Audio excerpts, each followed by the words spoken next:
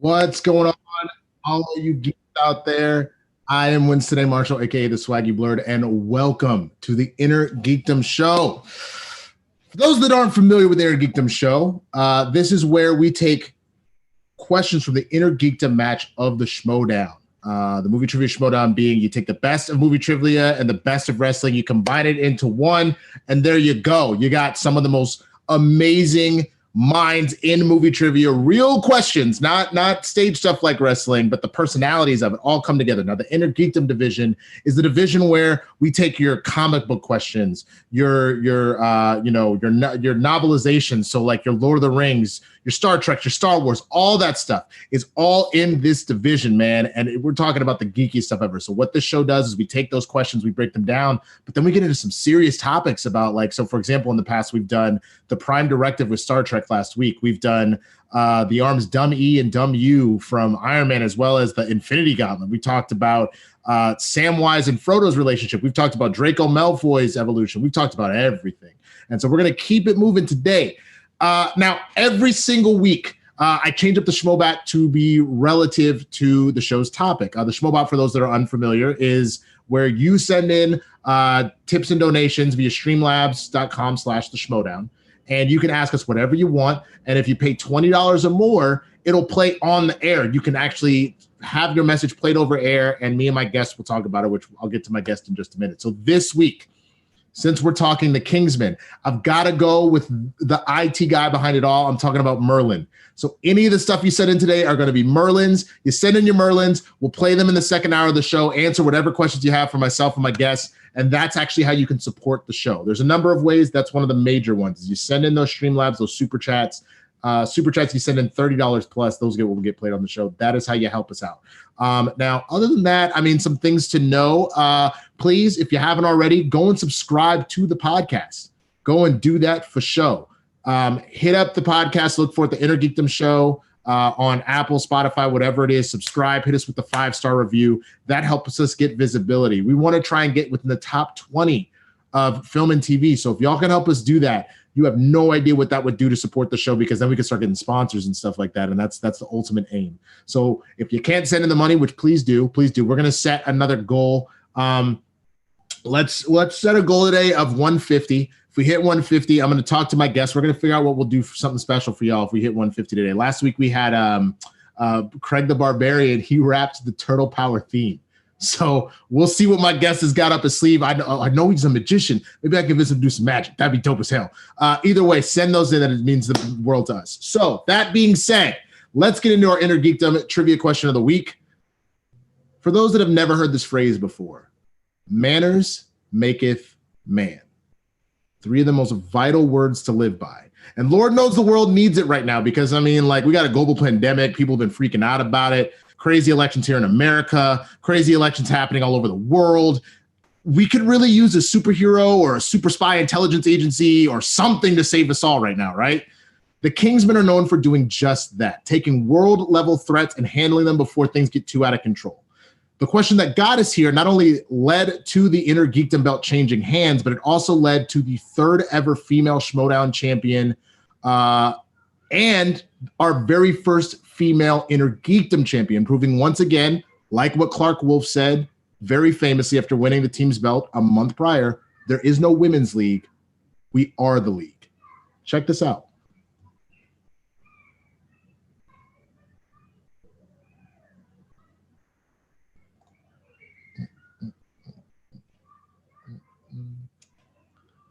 The challenger, are you ready?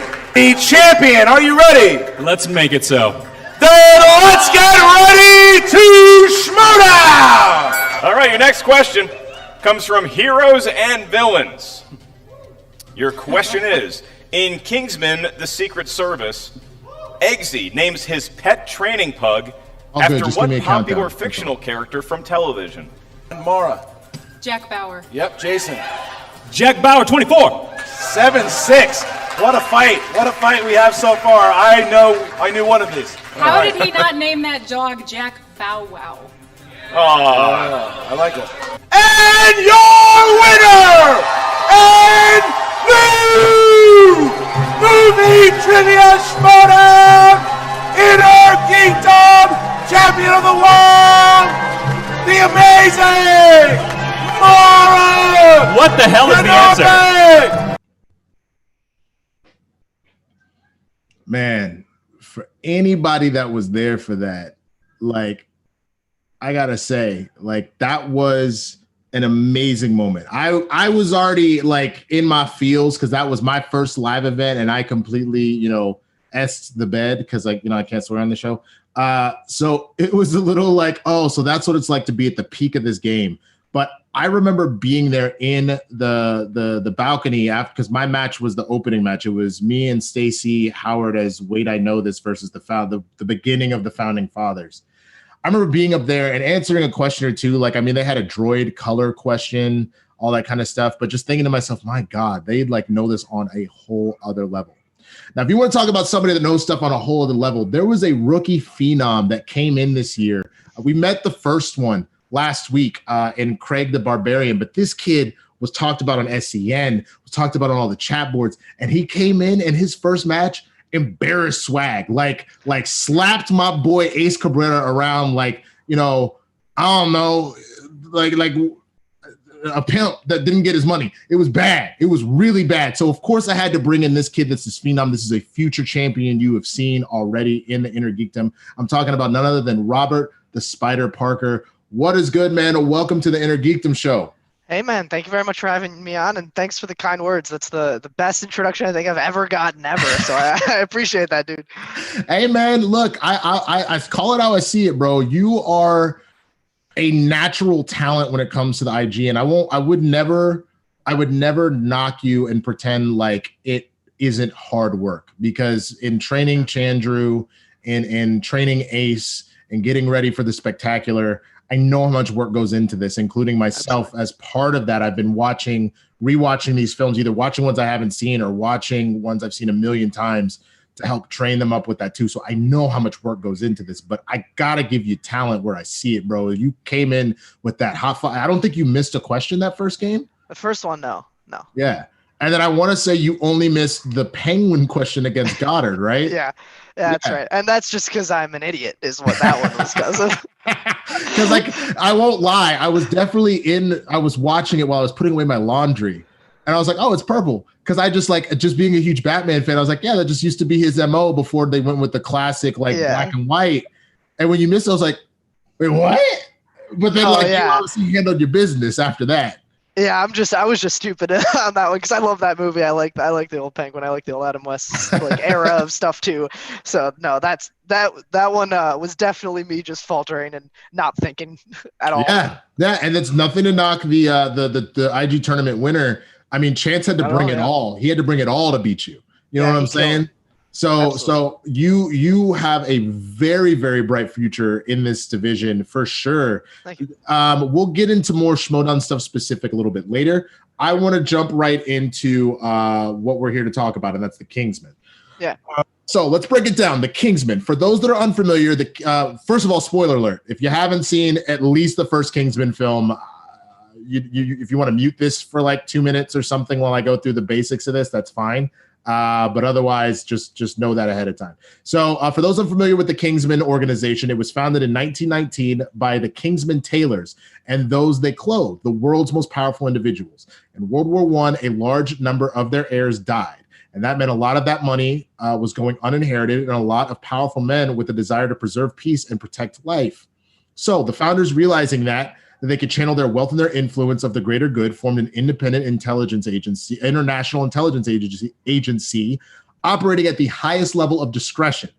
Now, above the politics and bureaucracy that undermine the integrity of government-run spy organizations, they brought together those that were the best of the best in various military agencies, with only a select few individuals reaching the title of Kingsman, and they are named after the Knights of the Round Table. Our main protagonist, Gary Eggsy Unwin, ends up being Galahad, and that's a title he earns after his predecessor and mentor Harry Hart was killed in combat. Spoiler alert: Harry comes back.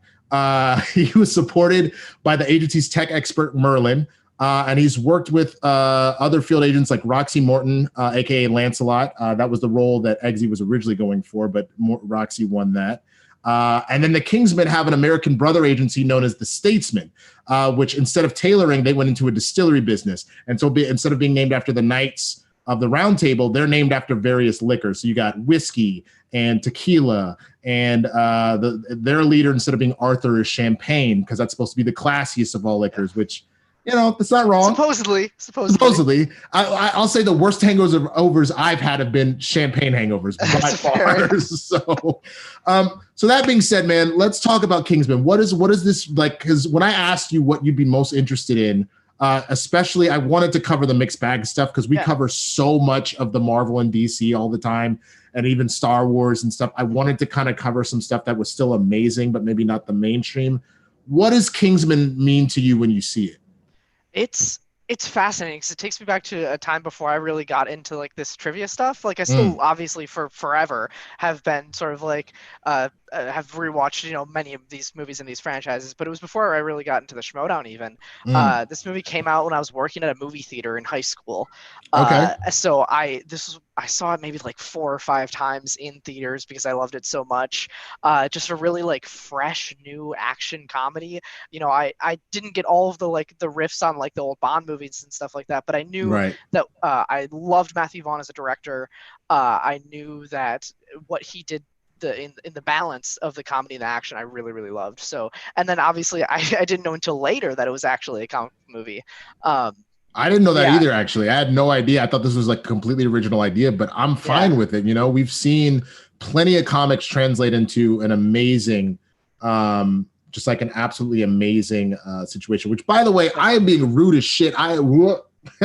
Whoops, down on the swear jar. I'm being extremely rude because, as most of you know, Robert Butler III, RB3, he has taken a job at a new place called Network. The Networks!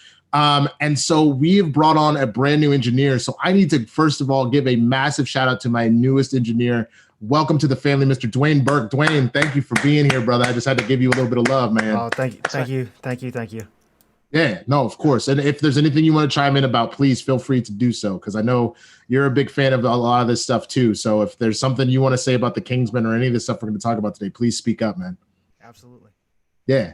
All right, back to what we're talking about. Now, I agree with you there on Kingsman, man. I remember seeing it and not even necessarily, like, I knew it was going to be an action movie. I wasn't expecting the comedy. So I got so politely surprised by how funny the movie was, man. Like, the action was on a next level. Like, when I think about the Kingsman series, I think about the church scene. I think about, the final fight against Whiskey in Golden Circle. I think about the bar fights. Oh my God. The manners maketh man, the first time he does that speech and then locks the door. Dude, absolutely amazing. But you have moments all throughout of like even Eggsy stealing the car at the beginning and making fun of like those bloody wankers that are like giving him and his mom like issues and stuff like that. The fact that the first movie ends with him saving the princess of a Scandinavian country, and she's like, if you save the world, we can do it in the bum. And he's like, I'll be right back. Goes off, saves the world. He's like, yo, Merlin, I'm gonna need you to turn the cameras off, bruh. Also, open the door for me real quick. And the last thing you see is her be like, oh, you did it. And you're like, wait, what? So the fact that both main villains are so funny in that Samuel L. Jackson in the first and then Julianne Moore in the second that are so funny. I mean, it really brings everything together for sure, man. Yeah, and I know some people have a problem with Samuel L. Jackson in this movie just because maybe he's going a little bit overboard, but I still think it's good. I still think it's funny. I still think it's appropriate in the sort of world that they've built in these movies. It just fits. It makes sense. So I have no problem with it at all. I really enjoy it. I like seeing Samuel L. Jackson's range. I'm used to him always being the bad A in the room. You know what I'm saying? And like for him to tone it down and to actually like play a huge dork, like actually was super interesting. Like the idea that Samuel L. Jackson's character in this, Valentine, to be terrified of blood. Like if he sees it, he instantly pukes. That's hilarious. Yeah. Because Samuel L. Jackson has murdered how many people in the movies he's playing? Yeah. But I think from top to bottom, like you have an amazing like main villain, maybe not like the head honcho, but like dealing with you could probably remember her name better than I can, but with the blades for feet. What's her name? Oh, Sophia Boutella, Gazelle. Yes, Gazelle. Gazelle, I think. Yeah, exactly. Like that's phenomenal. Like even the opening scene, she really is. Or the opening scene of Mark Hamill being the professor and like they're like, hey man, like we're not trying to hurt you. We just need you whatever. And then the Kingsman knocks, he murders everybody. He's like, ooh, the scotch, whatever. And then right as he's about to let him out, Giselle chops him in half. She's like, let me just cover all. Part. You're like, what's happening? Yeah. That opening scene just puts you right into it in such a perfect way. Like not just the graphic violence, but also the comedy. Like they're offering all these different kinds of wine or scotch to Mark Hamill's character. They're like, oh, this one, you're going to love it. It's going to be perfect. Yeah. So they're like, they have him hostage, but they're like taking such good care of him is just really funny. It's amazing. Even the idea that like the main way people die in this movie because of these implants is their head explode like fireworks. Yeah. That's insane. That's absolutely insane. Man. It's very badass crazy. Like it feels very much like a riff on sort of the old spy movies, but also reinvents it and makes fun of it in a way that's not like it's not too overt. It's like tongue in cheek just enough to keep you suspending your realm of disbelief enough to buy into it. No, exactly. Well, let's go into our deep dive. Let's talk about the heroic sacrifice, because one of the things that really sticks out on top with this is how much Eggsy has to give up to become a member of the Kingsmen. So we've seen time and time again that to be a hero, whether it's a super spy or a Jedi, I didn't mean to rhyme that, I just wrote it that way, that all things from a past normal life typically have to be sacrificed. And that within the duty of their heroics, a lot of times personal association, one's own personage has to be sacrificed as well. So for example, in Kingsman, the Secret Service, at the start of training, all recruits have to write their name on body bags in case they die in the training process. In their first challenge, one of Eggsy's colleagues does die in a simulated flooding exercise. Even in the start of the film, Eggsy's dad, who is also a Kingsman candidate, dies by jumping on a grenade to save his colleagues. Eggsy has had several other tests, including raising a puppy and then being asked to kill the puppy in order to pass the test. And then going forward, he has to keep his identity secret and the organization's secret so that it won't be compromised and that his family and friends won't potentially be compromised. But we see this from all sorts of heroes. I mean, Spider-Man and Batman have to hide their identities to protect their families. The Jedi are asked to leave their families at young ages and follow a creed that doesn't allow for familial connection or romantic connection. Thor is probably one of my greatest examples during the Infinity Saga, who loses both his parents, ultimately his brother, and this is before we see Loki and his thing. He loses his home in Asgard. He loses most of his people. His prized weapon gets destroyed, and even one point loses the battle to Thanos that destroys half the universe, and it just completely tears him apart, you know? So on greater scales, heroes like the ultimate sacrifice and give their life to save the rest of the universe. So it's one of those things that we love the idea of powers. We love the idea of secret spy organizations and all that. But to quote, the great Ben Parker, with great power comes great responsibility. If you're not willing to give it all, then maybe being a hero isn't for you. Like, now that being said, what are some of the best examples you've seen of where a hero's had to kind of like give it all up to be a hero? Yeah, I mean, Spider-Man is definitely the first one that comes to mind. Just no, after Uncle Ben dies, he's constantly trying to keep his identity away from even MJ, even Aunt May, even though she knows in many arcs and movies. Right. That's the first one that comes to mind. It's basically the plot of The Dark Knight or of Batman Begins, is that he's trying to protect Rachel the whole time. Right. So that's why he wears the mask. Because there's the quote, you wear the mask to protect the ones you love. Right. So Batman is definitely another one that comes to mind. So that's just as far as like keeping secrecy, but as far as like sacrifice itself, I think Thor is a perfect example. And they don't just write these heroes to sacrifice things and to give things up to like make us buy into the emotions of their character more, which they do. But a lot of times, like especially with characters like Thor, who aren't like necessarily the most relatable. Like we as people can't relate to being like the heir to the throne of one of the realms of the universe. Right. But what we can relate to is an estranged sibling relationship, or losing an item that you love, or letting you blame yourself for a mistake and you let yourself go because of that, like we saw from Infinity War to Endgame. So it makes the characters more relatable too, which is why I think ultimately it's more effective when then they succeed, because we've seen how much they've failed. I completely agree. It's funny that you mentioned about trying to relate. It's part of the reasons. I know there are plenty of people that like Superman. I'm not typically one of them, because I'm like, Superman is essentially a god. Yeah. I don't know how I necessarily relate. Like the closest I have has been All-Star Superman, where like, he essentially gets too much sunlight. He ends up getting a sunlight radiation poisoning and ends up with like cancer essentially, and has like, a set amount of time to live.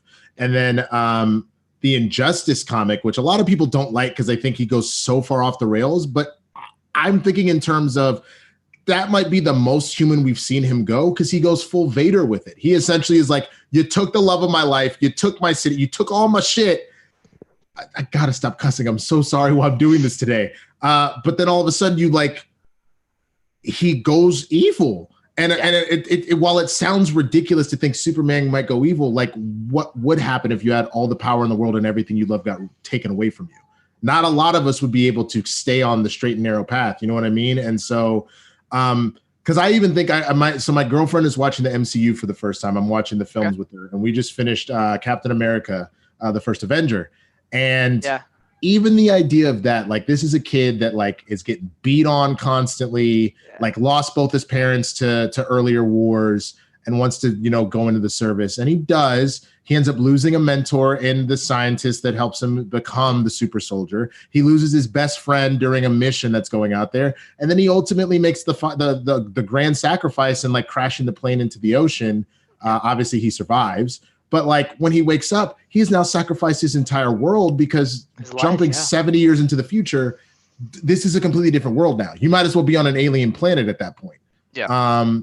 And so you continue to see Captain America make those sacrifices throughout. It's why I think it's so admirable that he refuses to give up on Bucky throughout. I know some people are like, God, let it go. But it's like, that is all that's left from his world. Is Bucky. So I understand him not trying to let that go. It's why I also feel like, to me, the most interesting story isn't necessarily Luke, though I feel that way maybe up front when you're a kid and you're first watching it.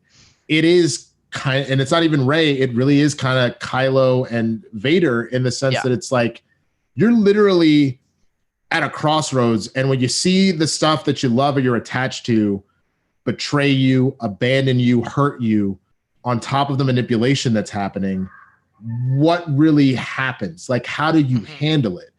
How you handle it really shows. How you handle it really shows who they are as a character too. Yes. Like some characters retreat down and blame the world and are very external, and those are the ones that tend to lean to be the villains. Whereas some characters sort of internalize it and deal with it in more healthy ways, at least. And that shows sort of the just internally who they are. What are they made of? what are they built of? And I think that those kind of moments are really where we see, who this character really is beyond their powers, beyond their situation. Who is this person or this god or whoever it is, whatever the story is. And I think those are the most interesting moments of storytelling. I 1,000% agree. $20. Oh, There snap. won't be an episode of Sabak the Block this week. But if you are enjoying this geeky conversation with Robert Parker, be sure to check out The Meaning of Lord of the Rings, where Mr. Parker schools the first cut crew on the themes of Middle-earth. That's what's up. Of course. Thank you so much. Dwain, if it's possible, let's save the Schmobots, the Merlins and all that until the second hour. We're almost there. But no, shout out. I can't hear Dwain all of a sudden. You're good. It's all good. There it is. But yeah, I completely, first of all, again, shout out to Sabak the Block and the First Cut crew. Thank you so much for that donation. And definitely check out the episode of Robert Parker on Lord of the Rings. I'll have to have you back. I feel like there's a number of Lord of the Rings experts, and I'm sitting here with one of them. You went for the right one first. Do not try to, you do not have to brown nose me at all. You absolutely did the right thing. Yeah, I can hear you now. Yeah, for sure. Yeah. Oh, no worries. Sure. I respect it 1,000%, man. But yeah, no, I think that's one of the things that, like, even for example, a lot of people love Wolverine over, say, Superman. Why there's a little bit more relatable is because both us all having that. But if you imagine him being immortal in the sense that he really can't die and keeps regenerating, obviously, until we get to, the Old Man Logan storyline. How many loved ones does he, like lovers, does he lose? Like, he's like, I think I finally found the one, and either they get murdered by somebody or he just outlives them. You know what I'm saying? Or like, he has to kill. People hate Last Stand, but he has to be the one to sacrifice for the good of more people. It's for the greater good. That's a tough moment too. 1,000%, man. And it's even what you're seeing, and that's what I think. Again, we were talking about, like, say, Star Wars. You look at how Luke is like, I'm not gonna kill my dad. Like, I get it, he's bad, but he's still my dad. I see the goodness in him. I won't do it, and I won't be your pawn. Like, those are the things that we love to see, is that, like, there are certain times where you don't have a choice and you do have to make that ultimate sacrifice because there is no negotiating with the danger. Mm-hmm. But then it's also so amazing to see that moment where they're like, this is just a line I won't cross. So if we have to figure out another way to do this, we have to figure out another way to do this. Yeah, and as far as the, sort of backed into a corner, who are they really as people? Well, very briefly about Kingsman: The Golden Circle, one of the best sacrifices of any character ever, as far as letting yourself die. Merlin in Golden Circle, that is an incredible sacrifice. Goes out singing, John Denver, but that is a great as far as knowing what's at stake, right? Knowing that if they don't complete this, the whole world is done. At the hands of this disease. He makes the sacrifice play, as to quote the MCU, and I think that is what makes Merlin maybe my favorite character in the Kingsman movies. Is Respect. That's just a really great glimpse into, again, the kind of stuff you're made of. No, 1,000%. Like, outside of the geeky world of things, I think of, like, the movie John Q and how, like, he was about to off himself. He's like, my son's got to live, so you're gonna take my heart and you're gonna put it in my son. Like, you know what I'm saying? It is those sacrifices that is the stuff that inspires us to go above and beyond. Is when we see our heroes do that, it becomes a symbol of what we should aspire to be. Yeah, it's also, it's heroes in general. Like, obviously you can't look at Thor and be like, I want to have magic powers, but you can look at Thor and be like, wow, I want to better myself. And that's there's a quote in this movie, it's a, I think, Hemingway quote, where he's like, there's nothing noble in being superior to your fellow man. I'm gonna butcher it. It's like, there's true nobility is being superior to your former self. Yes. And, like, that's like the lesson of the movie. Yes. Is like, if you want to be a hero, it's not about being skilled, it's not about being a spy, it's not about having magic powers, it's about being a good person. It's about being a better person than you were yesterday. And 1,000%. that's, I think that's one of the great things about this movie too, is it pushes that message. 1,000%. All right, well, let's go into our next segment. It's from cat in a tree to a newt. So essentially, I just ask you this question as an inner geekdom competitor. Sure. How hard would you rank this question from 1 to 10? The question again was, what did Eggsy name his dog after, JB, and the answer being Jack Bauer. How difficult would this question be to you on a scale of 1 to 10? You might have to. I don't think they said JB. Did they give the initials? They did. I don't think. No, they did give the initials. Okay. So that's so he so Yeah. when they're doing the run and they're like, I'm not allowed to carry. It's like JB. No, if you no, don't no. bring you In the question, did they give the initials? No, I don't they just think said they did. They didn't. They just Yeah. asked what did he name his dog after? Sure. So I would say that's probably like a 7 or an 8 because they only say it once. It's in this one little exchange with Michael Caine and Eggsy, and the number of times that things are said out loud in the movie kind of factor into how difficult the question is. It's only said once, and the question doesn't give the initials. Right. So I think it's a very solid question, great question. As far as the difficulty, yeah, like a 7 or an 8, because there's, if you don't know that the initials are JB, where you're going Right. to go if you don't know the movie. And even if you do, they even make the joke at it in the movie. Is Oh, it James Bond? Is it Jason Bourne? Yeah. Yeah. Which also are all spies just got a JB as their initials. That's kind of wild. I didn't even really catch that until thinking about it right now. But that's so wild to think about that, man. So that being said, being a 7, is this a question that you study for? Is this one that you're watching the movie and taking notes, or is this something you just kind of retain? It's one that I knew just because I had seen the movie so many times before I even started studying. I mean, obviously, the first time I watched it with sort of, the Schmoedown goggles on, it's definitely something I made a note of. I never assume that I'm going to remember anything. I always make a note of it, even if it's something that I've known for a long time. Yeah. So, yeah, definitely great question, something that I personally would have known without studying, but it's one of those things where as you're watching it, you can kind of tell, all right, that's definitely going to be a question. Like there are moments here and there where you can point it out and be like, that's the question writer is watching that movie and thinking, yeah, that's a good one. Yeah. I mean, it's funny. Same thing as I'm watching the MCU with my girlfriend. I'm literally, because I've seen these a million times, I'm half watching it like very passively because she's experiencing it for the first time. So it's fun to watch her be like, oh my goodness. Like she thought, because she was like, well, Captain America's not going to die, right? I mean, it's Captain America. Like he's like all the other movies. I was like, no, that's it. I mean, you don't know about Captain. I was like, you don't realize that like he had a son and whatnot. And she was like, no, and she was like, he died. And then when he was like, see, I knew it when he woke up. Like I was like, I mean, I'm not going to tell you what happened. Yeah, of course. If you're watching those kind of movies with a first-time viewer, you have to mess with them. Oh, 1,000%. 1,000%. But then the other half is me literally going, okay, so I'll throw one at you before we get into the 10-pointer here. Do you remember what the catchphrase that Peggy Carter says when they walk into the Brooklyn Antiques? So they ask, it's nice weather, isn't it? Yes, but I always bring an umbrella. Nice, bro. Bro, that wasn't even part of your 10-pointer, but there you go, son. There you go. And that's what I'm talking about, y'all. It's a great movie. I think I have this thing because I don't like period pieces. I have a moment where every time I think of it, I'm like, man, I hate that movie. And then the minute I watch it, I'm like, this movie is amazing. It rocks so hard, yeah. It's so good. All right, so let's jump into our next segment. The 10-pointer is where I'm going to ask you 5 questions specifically about Kingsman. And I don't really hold back here. Some of them are a little bit of softball. Some of them, it's like, let's see how much you genuinely know. Sure. I want to say the best score we've seen has been 4 out of 5, something like that. We've seen as low as 1.5 out of 5. I gave somebody half a point because they were in the category, they were in the realm, but it wasn't exactly what I was looking for. Yeah. Sure. So no stress. But if you're answering those kind of quotes from Captain America, you probably got this.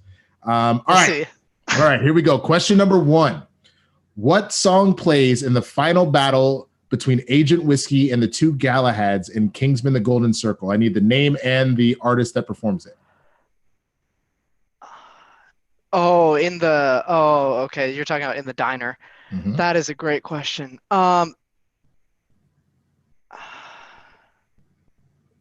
Is it Elton John's Saturday Night's All Right?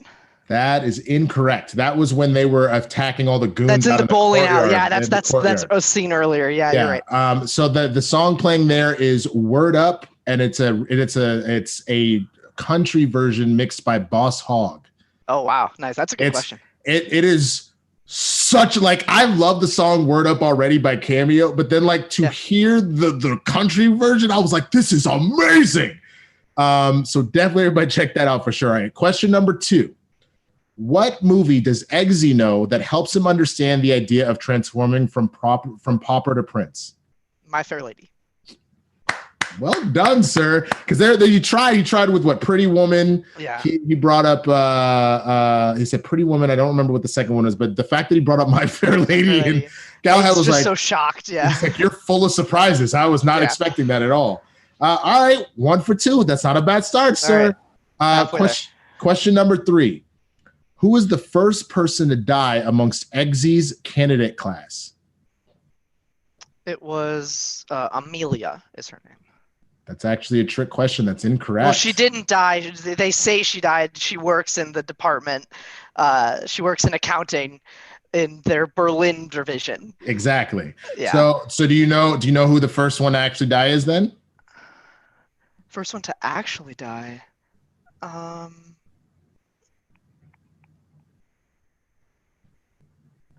I guess Charlie? It's actually Roxy.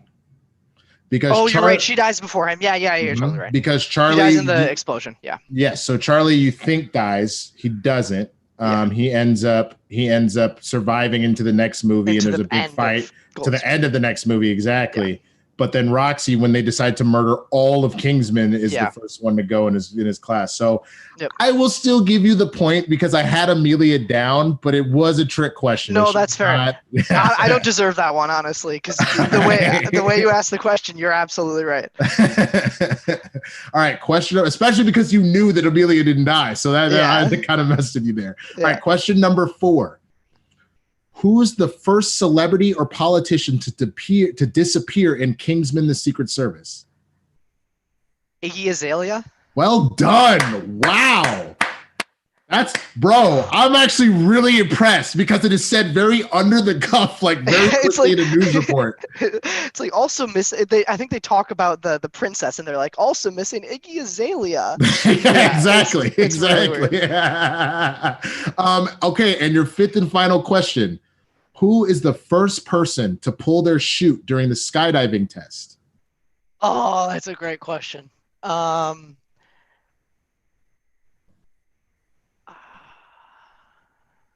trying to think of when Merlin reprimands them down at the bottom. There's 2 of them, but I do not remember either of their names. I'm gonna say, what's a British name? 5, 4, Harry. 3. That is incorrect. Harry is this older Galahad is probably where you got that from. Oh, Harry Hart, though. Rufus. Rufus is the first one to pull his chute. That's definitely the name of a cat. Seriously, right? Absolutely. All right, man. That's not bad, right? So let's see. You got My Fair Lady, and so you 2. That's not bad. 2? All right, 2. I'll give you a half. You got 2.5. All right, for getting Amelia. So you're better than most. I'll give you that. Most people are averaging around 2. The only one to really just go bananas was Miss Rushmore herself, Rachel Cushing. Yeah. She had 4 out of 5. Shocker. Right. All right, dope. So we're at that point in the show where I'm gonna do some quick plugs and then we'll go into our second hour of the show, y'all. So let me jump into that. So first of all, $10 patrons, be sure that I forgot to check. Oh my goodness. It is probably yep, it looks like we didn't get any video. If there were video submissions, which is available for $10 patrons, I'm so sorry. We'll play that next week. I didn't hear from my producer that handles that. So that's we don't have that right now, but it's all good. You send in those $10 patrons and up. If you send it to schmodownpatreon@gmail.com, you can ask myself and my guests questions about what we're talking about, just general questions at all. If there's something you wanted to know about Robert, about myself, about Dwain, about whoever's on the show, that is where you can do that, and it'll be played during the show. But again, please send in those Merlins, send in those super chats. All donations are helpful, obviously, though. If you do $20 or up on the Streamlabs, it'll be read out loud, which are the Merlins. The $30 are up on Super Chat will be read out loud. So that is how you support the show. That is how we stay on the air. So please, please, please send those in, as well as going to listening to our podcast, subscribing, giving us a 5-star review. We're trying to get in the top 20 of film and movie, so please help us out with that. Now, this week, coming up on the various shows on the network, first off, we have on Backstage, the Founding Fathers. That's Dan Murrell and John Roca will be the guests of Backstage tomorrow, November 17th. They have a big match this week against the Witching Power. So yes, they will be the guests on Backstage. Mr. Dan Murrell does not have a guest this week for All My Movies, but he is talking about The Social Network. Arguably one of the greatest movies we have seen in a very, very long time. A lot of people put it in their top choice of film. Aaron Sorkin written, Jesse Eisenberg starring. You got Justin Timberlake in there at one point. I'm trying to think of some of the other stars in that movie off the top of my head. Andrew Garfield. Directed. A lot of amazing stuff there. So that's going to be an amazing talk. On coming up next, we have no confirmation quite yet on the guest, but there is talks that maybe a certain outlaw might be making the rounds on the show. So he might not only be on Backstage, he might also be on Coming Up Next. So be sure to check that out. That's on Thursday, 2 p.m. Pacific. All My Movies is Wednesday at 4 p.m. Pacific. And definitely check out Christian's one-on-one. I don't know the guests at this exact moment, but be sure to check those out as well. Now, let's get into one of the main reasons you're here, the Schmoedown matches. We are in the midst of the team's tournament. So this week's round of matches, the $10 patrons have already seen this today. Deception versus the Lethal Weapons. Deception is Lady Justice Marisol McKee and Adam the Coyote Collins, the winner of the Ultimate Schmoedown singles tournament. They are going up with their first time as a tag team against the Lethal Weapons. That is Ethan Irwin and Andrew Guy from The Usual Suspects. So $10 patrons already got that. Tuesday, all patrons get it. And then Thursday, it goes public for everyone. Then on Friday, we have the Founding Fathers. That's Dangerous Dan Murrell and the Outlaw John Roca versus the Witching Power, which is Haley Fouch and Scary Perry Nemiroff. That is going to be a huge match. The Witching Power coming off of a win in the play-in match. Can they keep that momentum going, or are the Founding Fathers going to do what they do best? That's Friday at 2 p.m. Pacific. And if you missed this past Friday, I don't know what you've been doing. We had our final throwdown of the year. It was the Wildberry Civil War. Wildman Josh Bakuga versus Elliot Dewberry. Swag versus KO yet again with the undercard of Jen Kemp from The Usual Suspects and Video Drew from the Dungeon. That goes public on Friday, November 20th. If you can't wait, if you want it now, go to Schmoedown Live, go buy that link, get in there and watch it. It was an incredible night. So definitely check that out, but it will be public for everybody on Friday. And of course, don't forget to get your So Sorry Lex shirts, which are still available. And of course, the Smash Cancer hoodies, which were amazing, including go watch the old footage of the Smash-a-thon, man. This past weekend, we had this community put on an amazing full weekend of content to support Kevin the Smasher Smets as he's dealing with his battle with cancer. Raised over $20,000 to help the man out. Every sweatshirt that you buy, every Smash Cancer hoodie does go to help. The proceeds go to help Kevin get food, help with his treatment, help with whatever he may need going through this process. So please do that to support him. Robert, is there anything that you want to plug before we get into the next half of the show? No, I don't think so. If you want, you can follow me personally on Twitter and Letterboxd at RBRTPRKR98, or just look up my name. But other than that, definitely the Smash-a-thon was a fantastic event. Shouts to everybody behind the scenes who put that on, everybody who was on camera too. It was a lot of fun and definitely just a great shining moment for the community. Yeah, 1,000%. I mean, I couldn't be more proud of what this community can do. I mean, I already got to see that firsthand. With the Black Lives Matter protests happening, the amount of money that was raised to help Black businesses, to help the Black Lives Matter organization, to do it again and on such a grand scale to help one of our own and Kevin Smets has been absolutely phenomenal to see. So definitely check out that content. Go check out all those shows, and of course, you know me. You know where to find me at the Swaggy Blurred. Check out Blurreds in the Hood Tuesdays, 2 p.m. Pacific. Tuesdays and Thursdays, 2 p.m. Pacific, with my partner in crime, Jay Washington. We're ridiculous. I'm going to warn you, it's not for the faint of heart. I shouldn't be swearing here. I swear a lot over there, so just keep that in mind. All right, let's get to the second half of the show. This segment I like to call Meet Your Geek. I'm just going to ask you some random questions, man, so people can get to know you a little bit and know the man behind the legend. So first of all, what was the first franchise? It doesn't have to be movies. It could have been a comic, it could have been a video game that really got you into your geekiness. That's a good question. It's probably Harry Potter. I was having those books read to me before I could read. Oh wow! So the as far as the books and then when the movies came out, I've been just a super fan all along. When it as comes to superheroes in particular, the early Raimi movies hold a Interesting, very okay. special place in my heart, just because I was the target audience as a Fair. child in the early 2000s for Fair. those movies. I mean, and then, I totally get that. Yeah. yeah, and then the other big one is the Middle Earth, the Lord of the Rings, the Hobbit books, and my uncle, who is really one of the people I credit with really getting me into movies, showed me that trilogy one like weekend over at his house, and I just became obsessed. Dude, I mean, I don't blame you with that at all. I mean, I personally have never been like a big fantasy fan, so it's actually kind of interesting that I am such a I'm not a Potterhead per se, just because like I know folks that like I do proudly rep Slytherin, but I know people that like Slytherin and proud, man. Good dude, to hear. That's what's up, son. Like, let's go.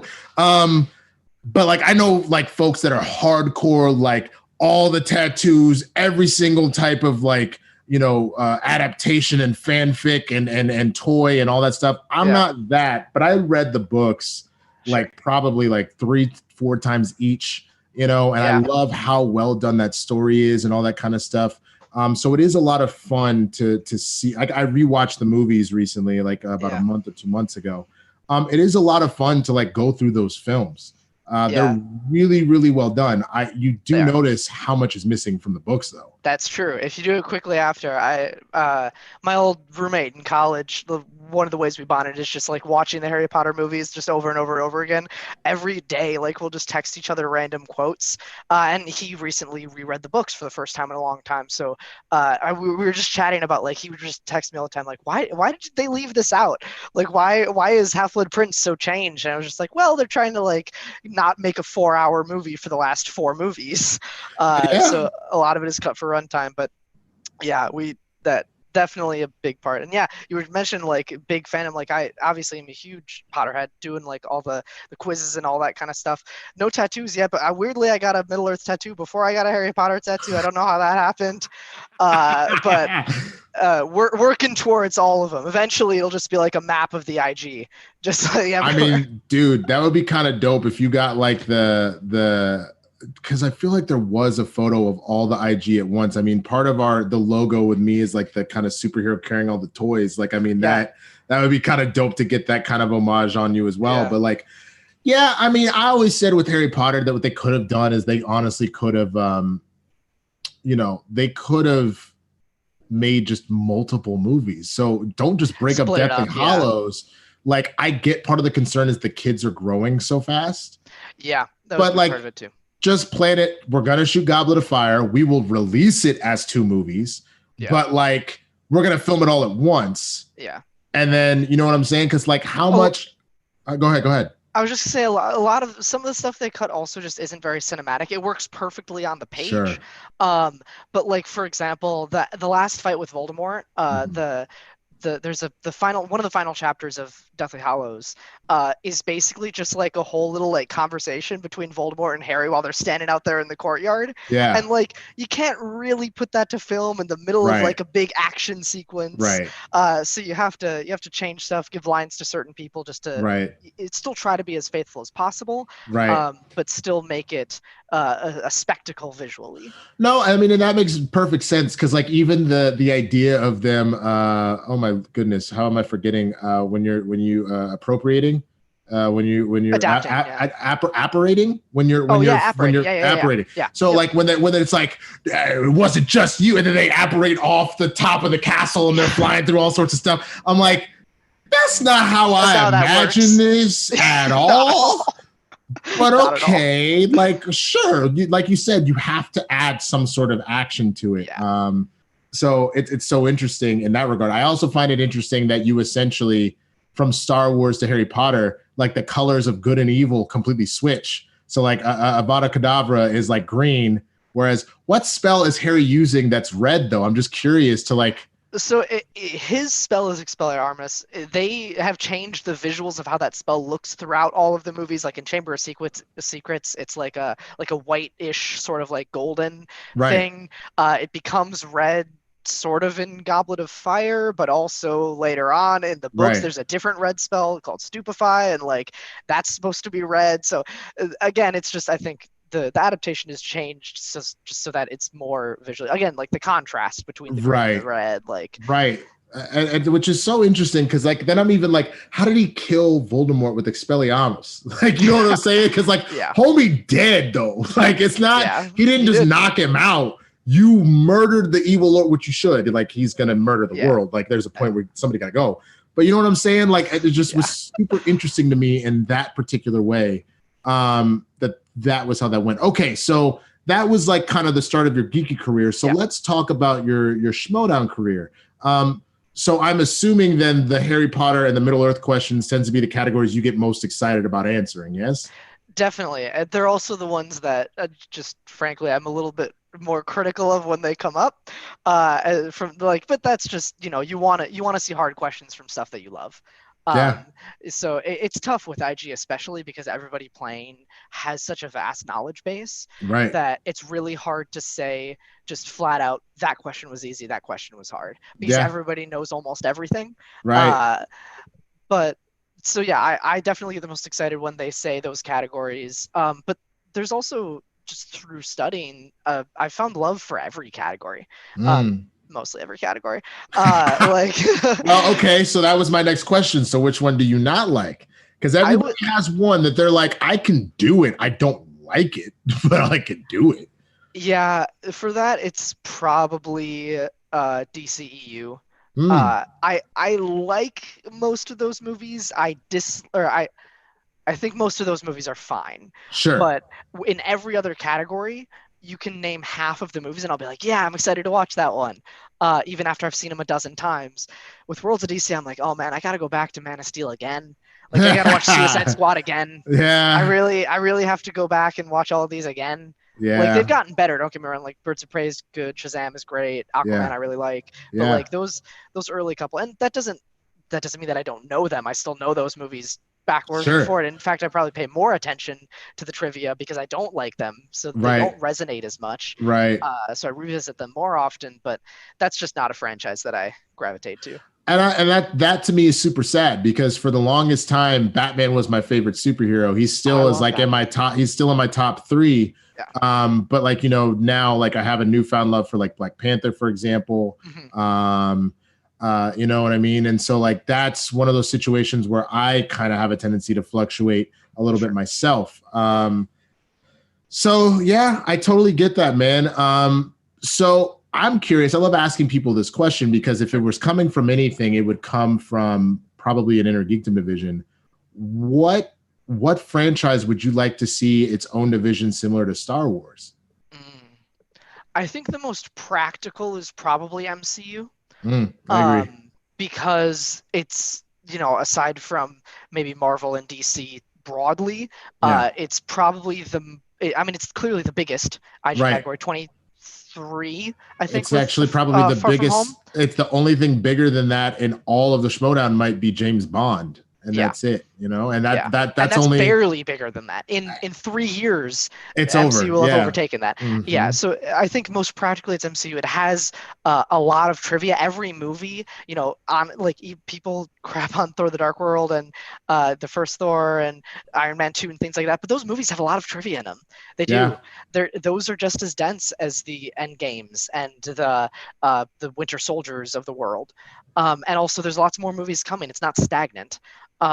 So that's probably the most practical. I'd love to see it personally, just because I'm selfish. I would love to see a Harry Potter or Middle Earth, World or Middle Earth division. I just don't think it's as practical. I think it's one of those situations because now you're running into this issue with Star Wars. You have ripped that stuff so to shreds for trivia questions at this point. You essentially have to tap into things that that they're in the movies, but they're not. Like you are like having to go to encyclopedias and they're even talking about like maybe next season, including the Mandalorian, like you're stretching. Like I was saying, it's like a difference between, sorry. No. It's like a difference between like saying it out loud once, like widely, almost there's maybe like a very, very small outlier section of questions in IG where it's never said out loud. almost every single other question, a vast majority, 98+% of questions are said out loud at least once in the movie, or you can find them in the credits, like a character name or something like that.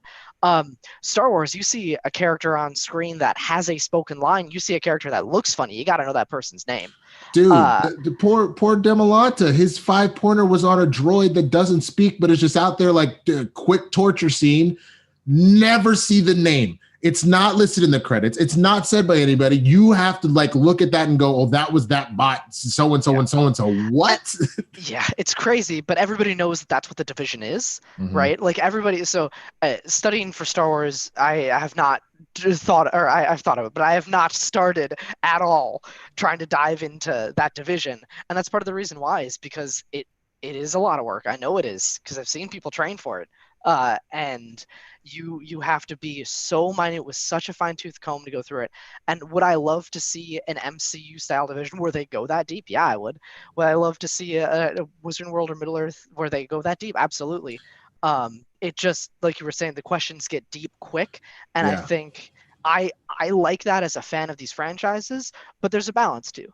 I agree, and that's why I personally would say staying away from anything that doesn't have at least 15 movies to tap. I think you got to stay away from. And so like, it's one of those things that you got the initial 8 of Harry Potter and then the two beasts, it's you're cutting it close, because we're at 12 Star Wars movies and we're running thin. And same thing with Lord of the Rings. Like, I know the movies are a little bit longer. You've only got 7. So those both to me fall out. The only other one that might be able to go there is Star Trek, but they don't really make them at a clip that you could keep up with that. You know what I'm saying? Like, that's also a problem. Exactly. With Star Wars, you at least have 1 or 2 coming out like in the works all the time. Trek, we haven't seen one in 4 years, and there's still only 13 movies. Right. You would run into the exact same problem unless that became a thing that you did. So yeah, I think the MCU might be the only answer realistically. Yeah. It's the only practical one. Yeah. I think so. But you know, I do look at what Saul just said in the comments, and I agree. The MCU can be a siren song, because you think, oh, I watch those movies all the time, it's not a big deal. And then they hit you with like, what was the call sign of the plane that Hawkeye was on when he's invading the helicarrier in Avengers, and you're like, bro, out of 23 movies, that's the one thing I probably didn't think about, to be honest with you. Yeah. Oh, man. Absolutely. But again, people at this rate, people should, more often than not, if they're really, really serious about the division, they should know what they're getting into. Oh, of course. And they know that the top tier competitors, even people who have losses on their record, you know, somebody, I think a good example of this is maybe a Brandon Hanna, somebody who record-wise is, I think, probably about 500, maybe +1. Knows so much more about IG than your average Schmodown competitor. Right. So the barrier for entry of these divisions, these IG and Star Wars especially, the barrier for entries has gotten much higher in the last few years. 1,000%. And again, training the 2 guys that I have in these particular divisions, like it is insane how deep the rabbit hole goes. Like the questions I'm asking Ace, for example, I'm reading them and like, are you kidding me? And he's just like, asking this? Yeah, and he's like, and he knows it, and I'm like, well, okay, yeah, that makes sense, but what? Like, you know, same with Chandru, the stuff that I'm asking him to prep it, because you see the Smetses and the Cushings and the Kalinowskis and the Hughes and the Ellisons. You have to know, because like I look at even Brandon Hanna, he's shooting like 80% from the field, which is crazy. But guess what? The champions of this league end up shooting 90 to 98%. Yeah. Which is insane. A year and a half ago, Brandon Hanna would be in every single title match. Yep. And it's just the questions have changed and the players have changed. It just the evolution of both the Star Wars and IG divisions has been rapid in the last few years. Even just since like this year started, like even since me versus Ace, like from then to the tournament, things have even changed since then. I agree. I 1,000% agree. So that it'll be interesting, man. It'll be interesting to see how this evolves, because what did hamstring, I think, the division a little bit is the fact that we have hit a stopping point. So you were supposed to get Black Widow. You were supposed to get Wonder Woman. You were supposed to get there was one other big IG film that my brain is blanking on right now. I mean, the next Beast is in production. Something that was supposed to come out this year. Was it Immortals? Not Immortals. Eternals. New Mutants came out. Oh yeah, Eternals. Eternals was supposed to drop this November, but obviously this isn't happening until what? You know what I'm saying? So that would have been 3 movies to drop this year that would have like added to the fodder, which I'm sure some IG competitors like, thank God, they're like 1, 2, 3 more movies right now. Yeah. Well, the other thing is like without new movies, they just go deeper on old movies, which is fine. Yeah. Like that you just have to be ready for that. Right.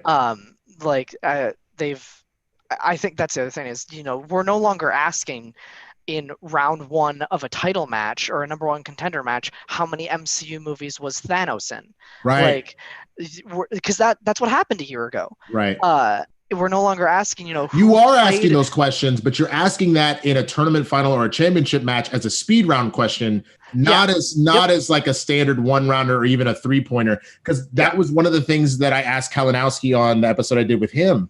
He got a question in the first round against Alex Damon about what broom, and I'm sure you know the answer to this, what broom did Draco buy all of the Slytherin Quidditch team? Yeah, the Nimbus 2001. There you go. That was a round 1 question. Whereas literally a year prior, that was a 5-pointer. Yeah. That goes to show how the questions and the game has changed. We're not getting in Kalinowski versus Cushing at the Throwdown, maybe one of the best Schmodown matches of all time. There was a round 1 question asking who played I think his name is Phillips, Captain Phillips in Captain America: The First Avenger, and it's Tommy Lee Jones. You're not getting that as a round 1 question anymore, and in my opinion, nor should you.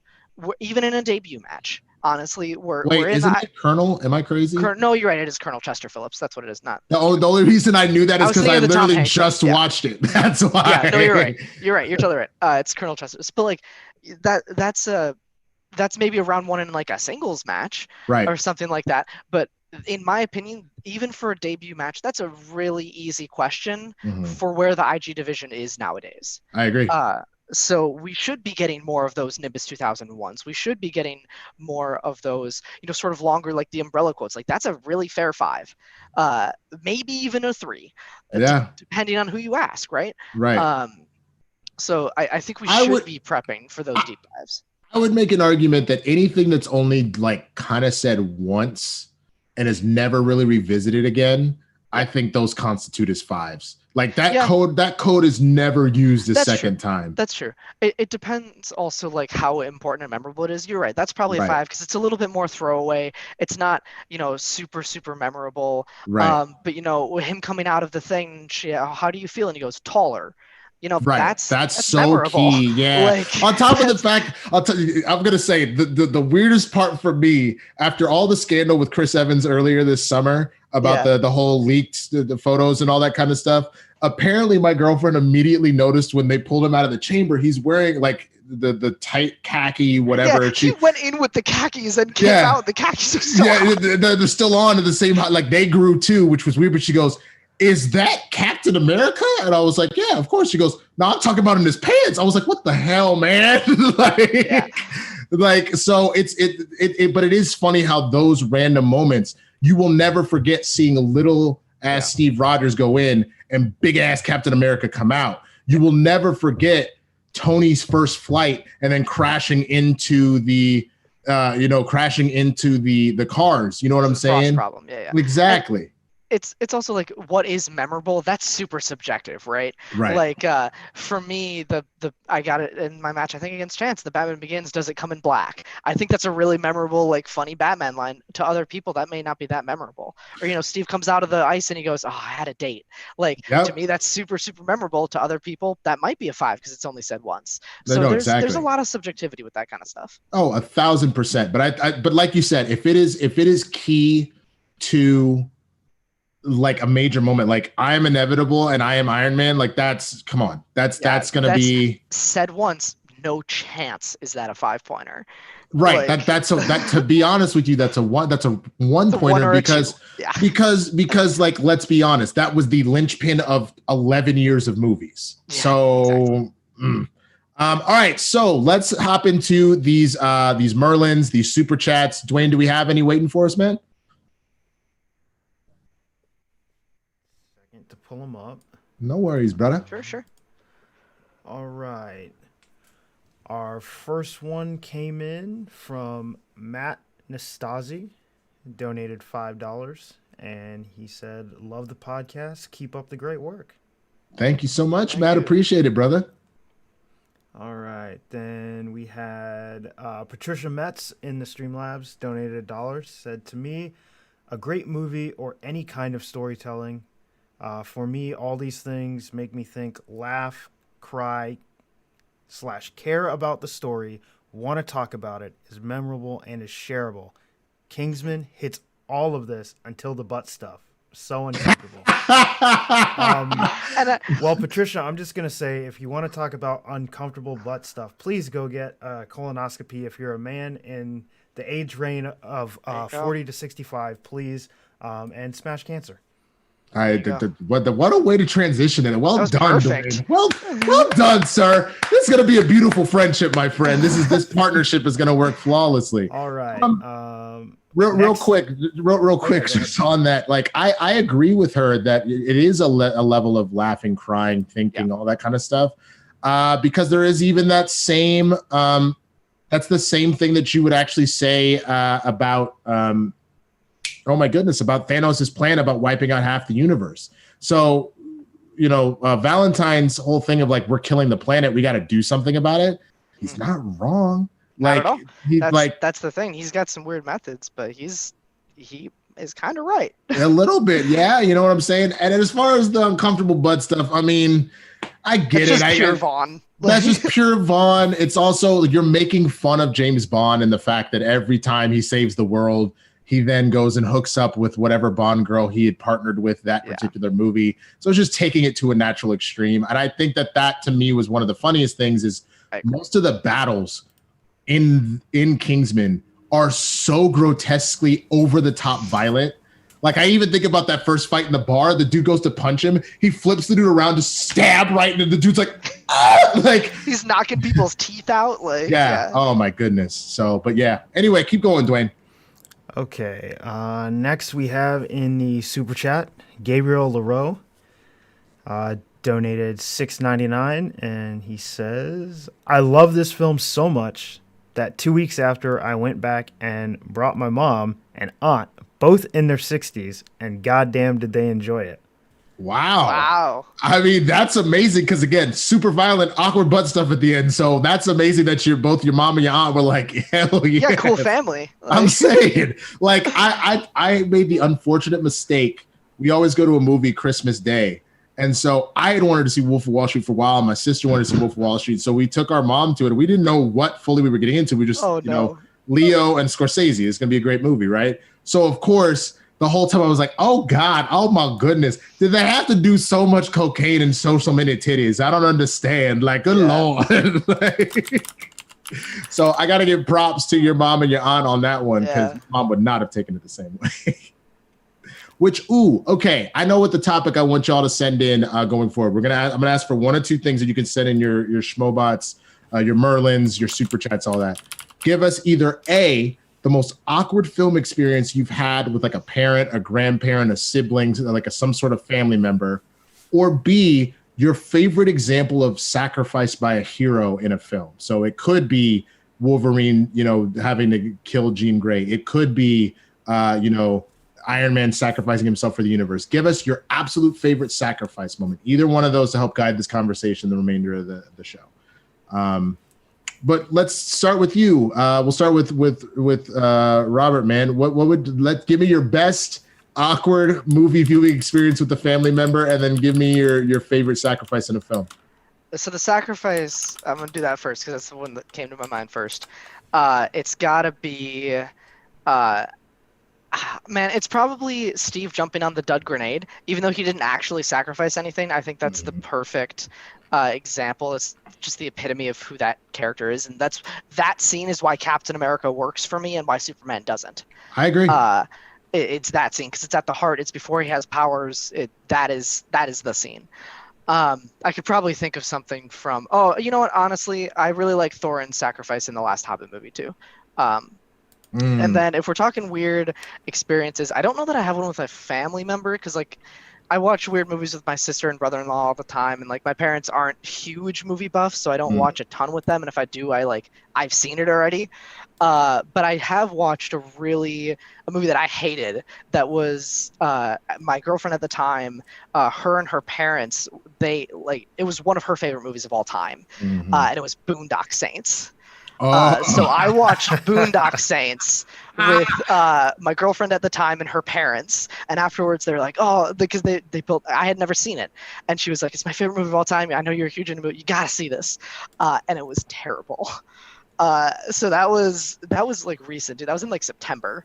Oh my god. Or like August. That was so you didn't like summer. Boondock Saints? Oh no. Dude, I love that movie. Didn't. It's like badly good. Like, I don't actually think it's a bad film. It's just badly good. You know what I'm saying? Yeah, I think if I'd watched it after like a couple shots with some college friends on a Saturday night, it would have been different. But like having to like sit there with my girlfriend and her parents was a little whack. Yeah, that I can understand for sure. Dwain, what about you, man? Favorite heroic sacrifice? And it doesn't even have to be like they gave their life. It could be like, you know, I left everybody behind. Like for me, when I think about it just in all media, I actually go to Itachi from Naruto. The fact that like he was given that secret mission by the Hokage to be like, yo, you're going to become the ultimate villain of this village. You're going to become the ultimate villain to your brother because I need you to murder the entire clan because they're about to get unruly. And I need you to go and spy on the Akatsuki. Like every time they get to the final, like this is what he was doing, I cry. I do the same thing with Snape. Snape is another one of those that I see that and I break down because I'm like, my God, he loved this woman so much.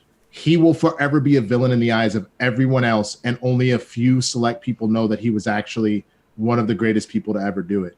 Still an asshole because still a butthole. Still not a good person because he tortured a child because he looked like his bully. Still not a good person. But yes, I agree. Definitely the Snape is a complicated character, and his sacrifice is meaningful. You still feel emotion every time you see it happen. I think there's two that instantly come to mind for me. And the Barbarian said one of them in the chat. When Vision turns to Wanda and says it's time. That sacrifice from Wanda's perspective too. Oh my God. That one gets me. I love their relationship. And then the other one that always comes to mind is the end of Armageddon. Oh, that's a good one. When Harry Stamper's like on the radio with his daughter and is like he says his goodbyes. That one always gets me too. Yeah, that's fair. Dude, that's a good one. I 1,000% agree with you. Like, man, I mean, let's never forget obviously Mufasa. I mean, he was murdered, but like even the saving of Simba, you know what I'm saying? Like that's wild to me too. And then I think my most awkward movie experience, it's with my dad. What happened? Anyone who has not seen the pictures of my dad is a very, very white man. Okay. And the most awkward experience I think I ever had was he took me to see Hustle and Flow. No! Because I was not old enough to see it by myself at the time. So when it got buck, I got buck in a movie theater full of in a movie theater full of black people with my very white dad, just sitting there quietly. But I think that might be the most awkward, not for me, but for him. Like, I distinctly remember like looking over and seeing him just like not really knowing what to do in this situation. Yeah. But I think that's the one that comes to mind for me. I agree with you 1,000%, man. Like, God, I think about that and like that movie is amazing. I'm very glad I did not go and see that movie with my mom. Because it's a phenomenal movie and she's seen it since and she likes it, but it is one of those like it's a little too much, man. Like I don't need to. I'm very grateful I never saw Pulp Fiction with my mom. I'm very grateful that I didn't end up seeing Reservoir Dogs with my mom. Yeah. Like a lot of that would have been a lot, man, for sure. But yeah, oh man, that's absolutely crazy. All right, did we get any more? Did people send in their stuff via All right, we've got the incomparable RB3 donated $20 as Sabak the Block. That's the one that interrupted the show earlier. That's the only reason I let it play. Thank you, RB3. Appreciate that. That's what's up. Let's see. Then we have Chrissy Ferreira donated $10 and asks, which upcoming Marvel or DC movie are you most excited to see? Personally, I'm curious for the Eternals. I have no clue what to expect with this one. Yeah, I also have no idea what to expect. I don't know a whole lot about those characters. So as far as going in blind, that is the one I'm most excited about. I'd have to say the one that I'm most disappointed hasn't happened and I'm most excited about immediately is Wonder Woman. I mean, Black Widow is very close behind, but I've been very geeked out about Wonder Woman 84 for a while. I want to know what's making Steve come back. Like, I'm curious about that mystery. I'm so curious to see how this Cheetah thing plays out because she's actually one of my favorite villains. Not necessarily because she's super powerful, not necessarily because she's done anything crazy as some sort of threat or she's a super interesting character, which she can be. For me, I love the juxtaposition of Cheetah and Wonder Woman and that kind of rivalry.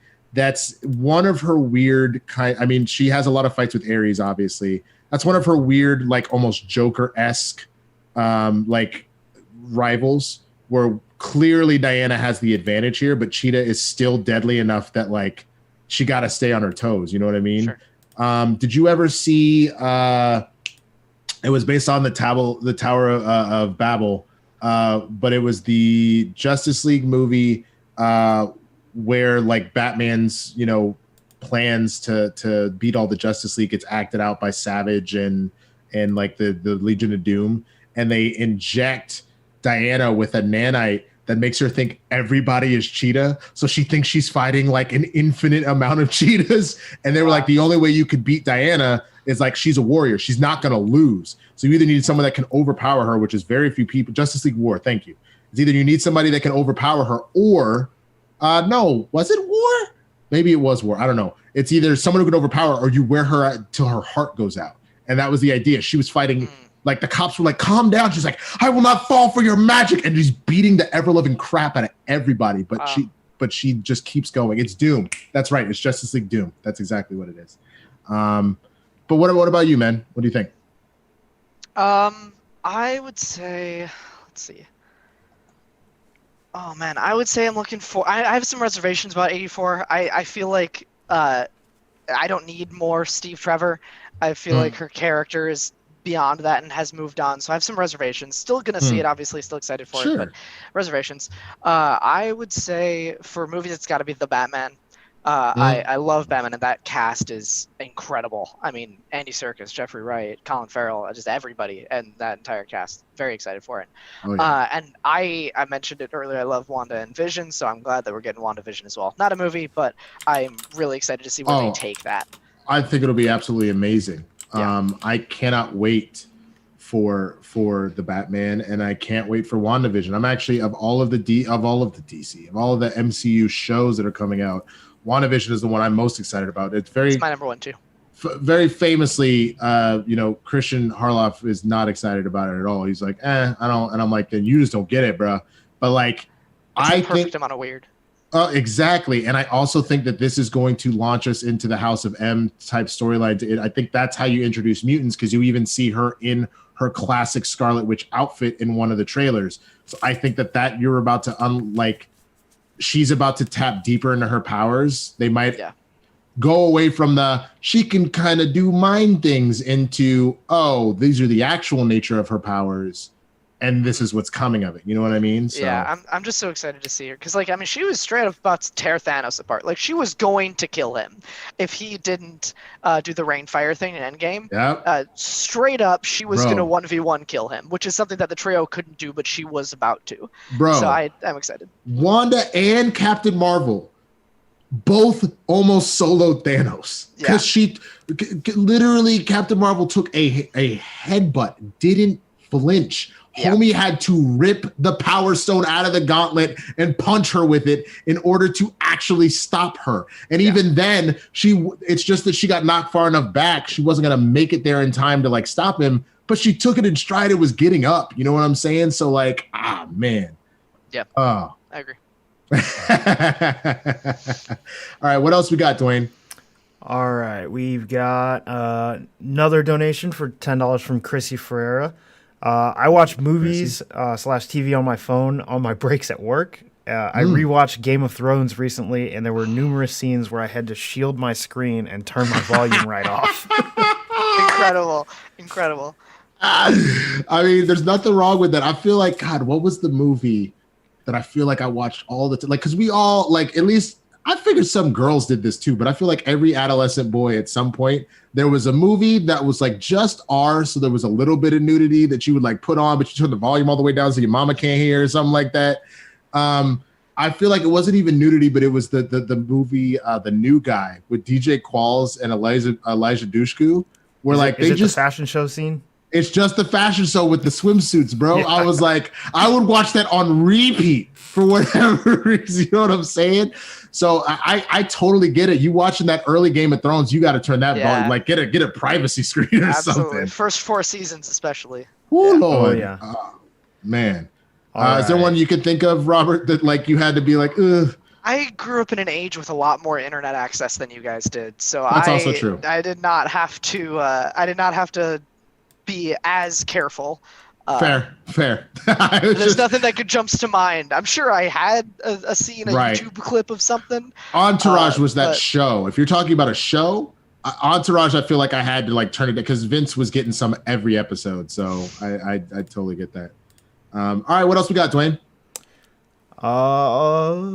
Okay. Patricia Metz donated $1 and said, "My grandma took my uncle to see Risky Business when he was 16. The theater staff gave her some really funny looks. Grandma loves to tell that story." Oh my God. Oh, wow. That's amazing. Oh, yeah. Wow. All right. Okay. That's a. You might have won. That's risky business. That's well done. That is risky. Okay. Tiffany added $5. One of the most moving sacrifices was Groot in Guardians. I don't like the movie Groot. more. I see it. I don't like the movie the more I see it, but it still gets me. Man, it is a moment that for sure, I don't cry anymore at it, but I do think about that moment. And I do, like, I did cry that first time. I cried with Yondu's sacrifice at the end of 2. That got me as well. And then like the fact that they accepted him back in the Ravagers and they give him like a big send off too, like that also just hits me right in the feels, man. So man, we are Groot. Oof. Yeah, Guardians some days competes with my favorite to be my favorite MCU movie, and some days competes to be my favorite comic book movie of all time. Love that movie. We Are Groot is an incredible moment, and I think Yondu's sacrifice hits a little bit more just because you have the whole funeral afterwards. So for me, it's not just thinking about Yondu, but it's also like Rocket being like, even though he stole batteries he didn't need, like they didn't hate him, even though he was a jerk. And like I love Rocket, so Quill just being like, oh, of course not, and Quill being like, oh, I had such a cool dad. Maybe he actually was. I cannot think of the. Yeah, I just love that scene. The funeral scene is so good. I think I know a lot of people don't like it. I think Guardians 2 is underrated, man. Like it is so emotionally pulling, and I think the thing that people are getting off base about. I get that there's jokes for joke's sake. Yeah. That movie more so than anything is about our familial relationships. Mm-hmm. Nebula and Gamora. Drax bringing Mantis into the fold, like Rocket essentially being a dad to baby Groot. Yeah, and Rocket and Yondu as sort of mirrors of each other. Yeah. Mm-hmm. And then even Quill realizing, and this is something that you see a lot, like gets brought up. Dwain, I see what you just said there, so we'll do it in a second. Cool. Even the fact that like the idea of like you think of adopted kids and you think of this idea of looking for your birth parents, which there's nothing wrong with that. I honestly, not being adopted, I don't know what that feeling's like, but that realization that he has that like my dad is the one that took care of me. It's not the one that necessarily gave me his DNA, because look at how crappy Ego was, but he realizes Yondu's been my dad the whole time and he was awesome. You know what I mean? And that kind of mentality too, I think is just so beautiful. Like I think of Fresh Prince and how Uncle Phil is really Will's dad, because when his dad shows up and he's a deadbeat, it's Uncle Phil that's there for him. You know what I'm saying? Like it's absolutely beautiful. All right, so we have a super chat that was donated in. I think you should be able to see it in the chat. So go ahead and play it, Dwain, because we can't hear it, y'all. There's an audio issue there, but you should be able to. There we go. Complexistence D donated $30 through Super Chat. Winston, Sir Swag, that circular wall object behind your head appears to be your right here, astronomical moon are you of your talking about consciousness. Does your moon have a name? There, or do you mean over there? I think that one, yeah. This one? Yeah. That's the Death Star. So hold on. That's no moon. That's no moon, bro. That's a space station. Hold on. I'll be right back. Check it out.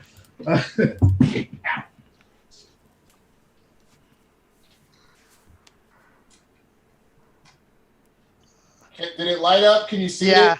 Yeah, we can see it. Yeah, it's better. Yeah. So funny story about that. That was actually one of my souvenirs from Collider. Kind of before the big shrinking that happened, they were giving away a lot of stuff, and that was actually in the Collider studio. So like, oh, you can have it if you want. So I was like, yeah. So they hang the Death Star on the wall. Why not? And then I found out it takes batteries. It wasn't just a Death Star. And I was like, you mean this thing lights up? This thing does something? Yeah. Yeah, right. So like, my girlfriend's not going to be happy because we're moving in together next spring. She's just going to have to deal with the Death Star's going to have to go up somewhere. So it's what it is. Absolutely. That's fair. That's fair. What else we got, Dwain? All right, we've got one more coming in from Craig the Barbarian, donated $10 through Super Chat. I'd like to hear Robert say what he thinks about the 1990 Teenage Mutant Ninja Turtles movie. You mean the greatest Ninja Turtles movie? Low bar. Low bar. You're rude.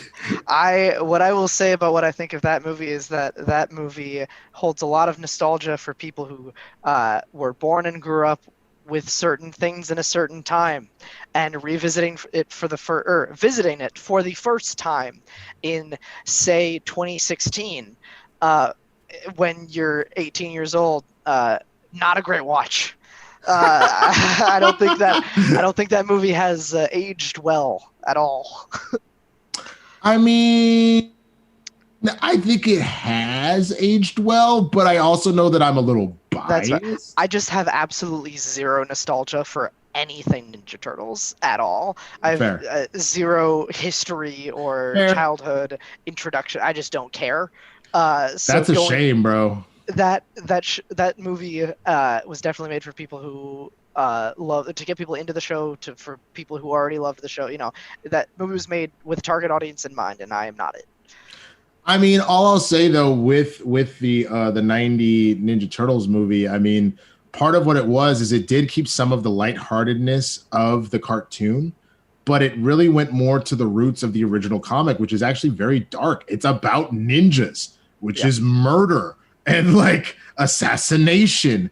And so like you don't see them murder any of the Foot, but you sort of do. There's people throwing off buildings. Yeah. Like if you get hit hard, like it's a teenage mutant. The idea is that they're able to lift an unusual amount of weight as well, right? Mm-hmm. If you're getting hit in the head by a bow staff by a mutant turtle that's like 6'5", you're probably gonna die. Like let's just be real. Let alone Leonardo and Raphael have got bladed weapons. So like, you know what I'm saying? Like it's just not a great look. Tough look for my guy, the Foot. Yeah, man. But okay, that's fine. You don't have to like all the things we like. I just don't have love for it. It's all good. Dwayne, do we have anything else? Nope, we've not gotten anything else in. Okay, keep sending them in. Are we close to that 150 marker? Because I figure we would. I don't know if Robert, you can do one on hand, but could you do a magic trick? All right, so if we get to 150, we'll do one. Dwayne's going to tell us how close we are. Let's see. Sorry.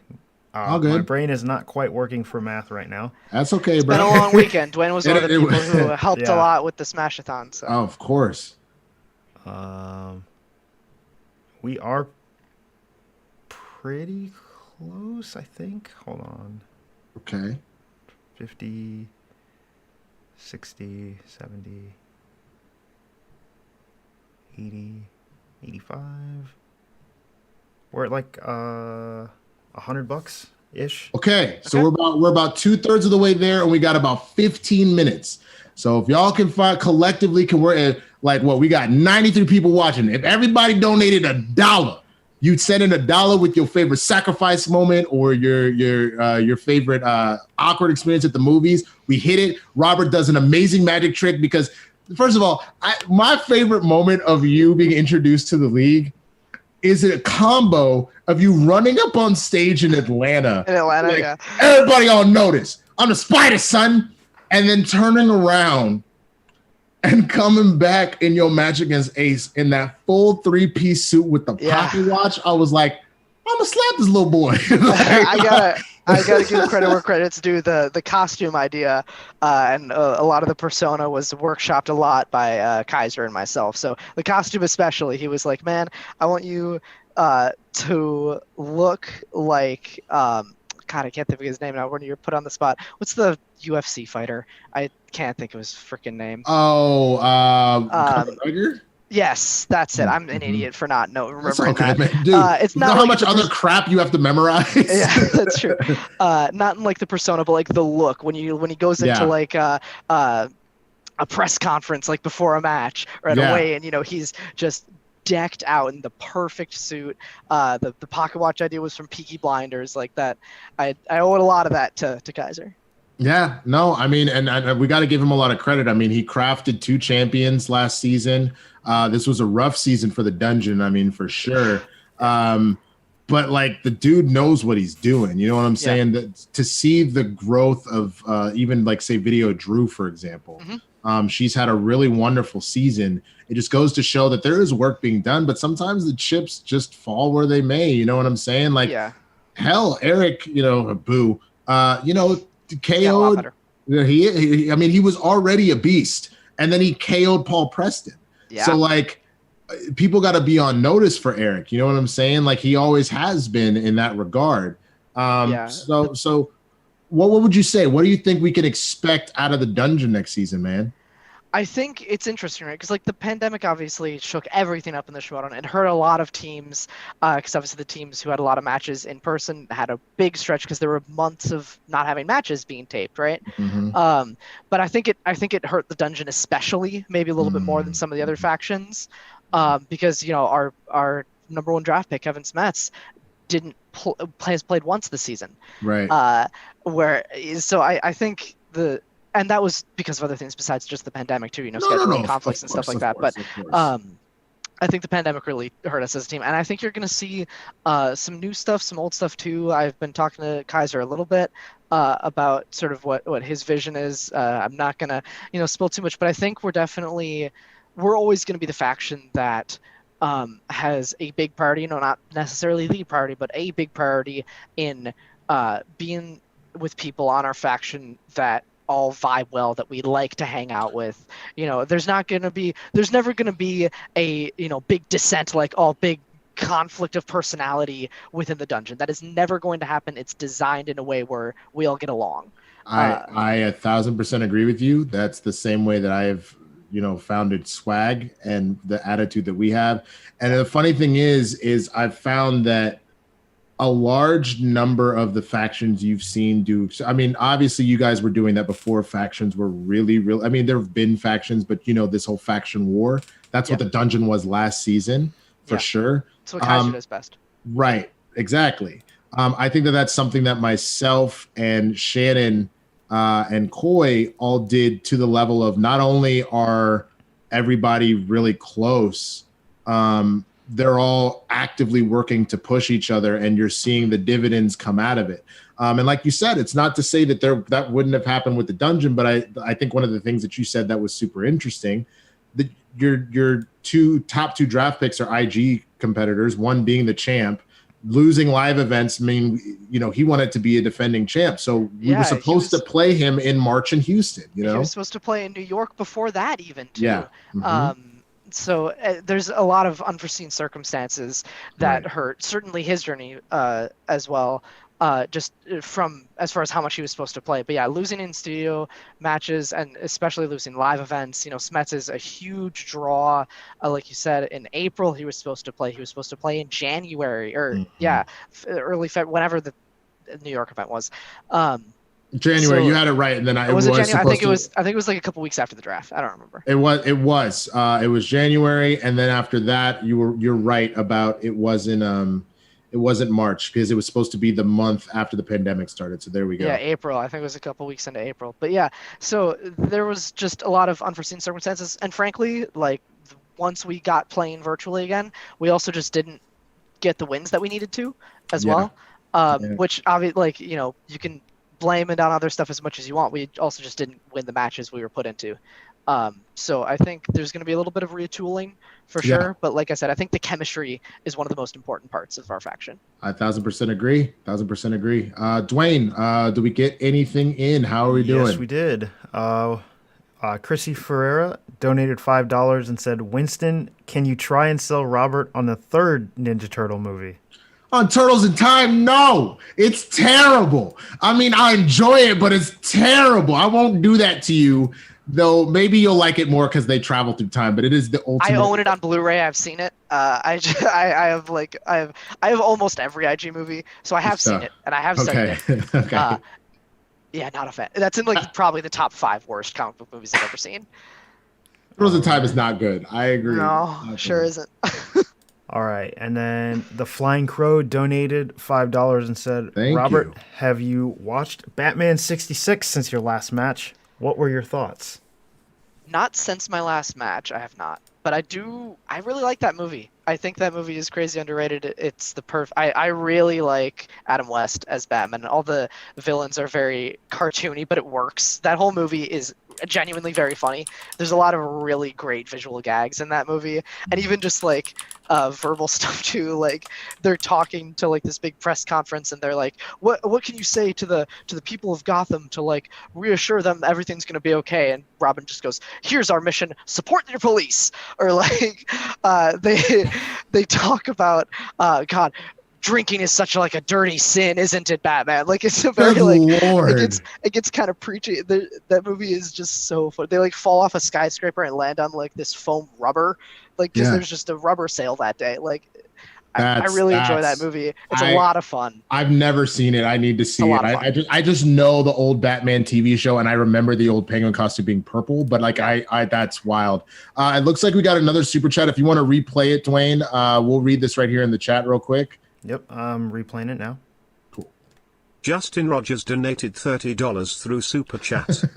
Drip drip. Most awkward movie I've seen with my parents was 40-Year-Old Virgin. I had to sit like 8 seats away from my mom so she couldn't see me laugh. But I looked to see her reaction and she was cracking up. 40-Year-Old Virgin. There's some moments in that, bro. God, I'm trying to think. That was Elizabeth Banks he goes home with that's in the tub, right? Yeah. Did I remember that correct? Oh my God. Like just knowing Elizabeth Banks and everything she's done, it's wild to think that, but like what? Elizabeth Banks was in that. Leslie Mann. My favorite part by far is when Kevin Hart shows up and he's having that argument with Rami Malco. Do y'all remember what I'm talking about? I haven't seen it, so I couldn't say. You haven't seen? Okay, that is your assignment for the end of the show. You need to go watch 40-Year-Old Virgin. I'll watch it this week. Oh my God, there's a moment with Kevin Hart that it just literally and you may or may not have experienced this. I know Dwayne has it. There have been moments where we've been overly black with someone else black, and the white friends are just like, Aim Just high, like Willis, awkward. aim high. Aim high. Like, oh my God. Oh, I love that movie. Okay. I see another super chat came in. Yes. All right. Mukbang Reviews donated $10 and said, just want to support your show. Robert Parker is amazing, but my favorite competitor is Chandru the Chosen One. He is hilarious. I love it when he dances. Hashtag drip drip. Hashtag swag swag. That's what's up. Appreciate that donation. And Chandru the Chosen is indeed, getting there where we're almost ready. We're almost ready for spectacular. The whole squad is working together to get everybody ready. We're still grinding through the teams tournament and shooting for that goal to have 3 championship matches in one spectacular, something that no other faction has done. We are tied for 2 with corruption. Obviously founding fathers. Finstock has 1. Rockstars has 1. And I think that's everything, right? 4 divisions, 4 belts. Yep. Yeah. So we're plus the Brett Smith match? There are 2 exhibition matches which are counting for points, and you're having celebrity matches. So Brittany Young versus Jericho, Kevin Smith versus Brett Sheridan. So you're getting a number of the factions involved, but as far as championship matches, we're trying to get that 3rd for sure. Corky Merckx has 1. All right. I think that did it. If I'm not mistaken, we hit 150. We've got one more. Oh, snap. Okay. While you're reading it, I'm going to take like 2 minutes to prep real quick. I'll be right back. That sounds good. You've got a magic trick to do, my friend. we broke 150 with this last donation. Awesome. So Ambling Soul donated $5. Hi, Cheryl. Hey, Everyone Cheryl. should tune in to this new amazing show that delves deep into the geeky movies. Oh, wait. We're already in the IG show. Hi, Winston. Also, Smash Cancer.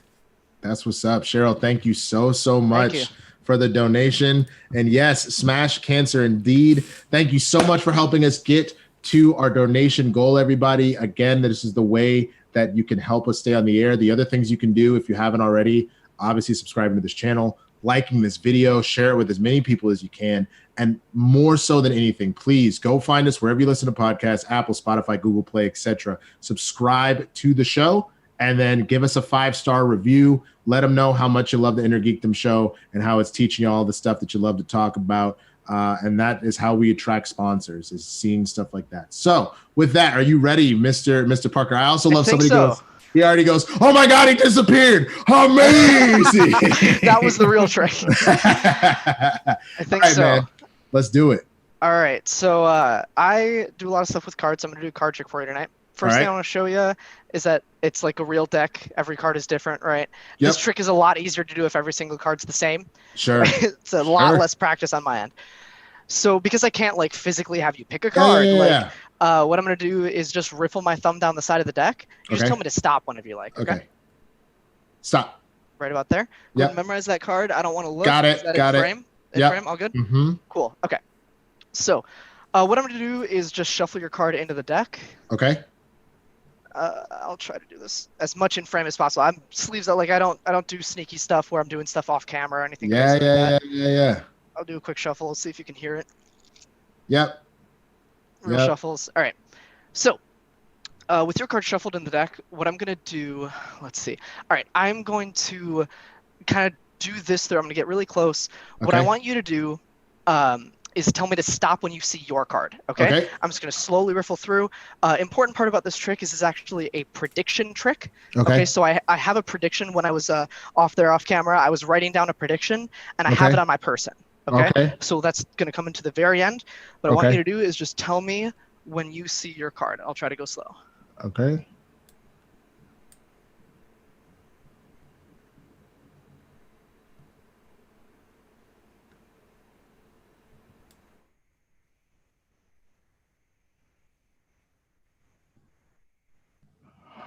Huh. Did you find it in there? No, I didn't see it. No? Okay, well that means half the trick already worked. That's the hard part. Okay. Disappear completely for the deck. It's a little more fun to do in person because I can actually like have you riffle through it, but trying times. So your card gone from the deck completely. I actually have a little just piece of napkin here. Okay. What this is going to be is, all right. So this is just a little piece of Yeah. What I'm going to do with that is light it up, and just with a little bit of flame, I'm going to be able to transform this piece of paper back into your card. BS. All right, let's see it. If I can do it. I'll tilt the camera down here. Slam down as Okay, one it's a card. it's a card. Yeah. Come on, demon! That's a demon! What? No! Your card, the ace of spades. Get out of here! That's the what? That's no, so sir. That's the fun part, is making it reappear. Not only that, though, I did say I have a prediction.